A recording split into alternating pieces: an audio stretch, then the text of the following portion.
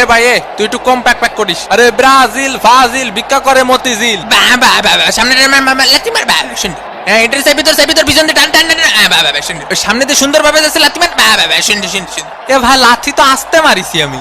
লে সেই আসতে মারা লাথি এ পায়ে কি কম জোরে লাথি মারিছে না কদিনই? এই মার সুস্থ স্বাভাবিক খেলা যাবি না আজকে ওইটারে ধর মাটির বাইরে ফেলে দে এই শালা মার ও সুন্দর করে ধরেছে ফেলা শালা। এ কাহা নাকি রেসলিং খেলা আছে না কাহা?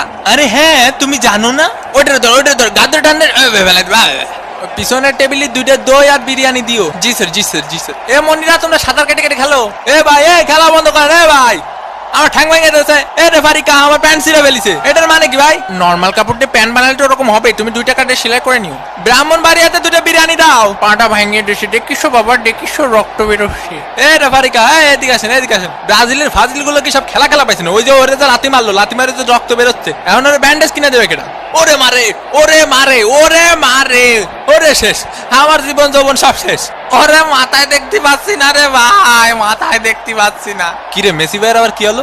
উদয় নাটক করতেছে না আমার মতো? তোমরা 2টা ঠিক আছে রেসলিং খেলবা, কোনো অসুবিধা নেই, কিন্তু টিভির ক্যামেরার সামনে খেলবা না। অন্যদিকে শিরা প্যান্ট পরে আস্তে আস্তে এগিয়ে চলেছে নেইমার। এ মেসি কুক এ পাশে একটা দে ও পাশে একটা দে গোল। দূর হয়ে বুঝি না খেলাবাল। ও মন বোঝো মুরগির খামার থেকে মুই ময় কইতাছি। ও মোর কোথা ফেলা ওটার ফেলা বাবা বাবা এইটারে কেউটাই না ধর। বাবা কি সুন্দর খেলাধুলা। তোমরা ঠেলা ঠেলি করবা ঠিক আছে, ফেয়ার খেলা খেলো।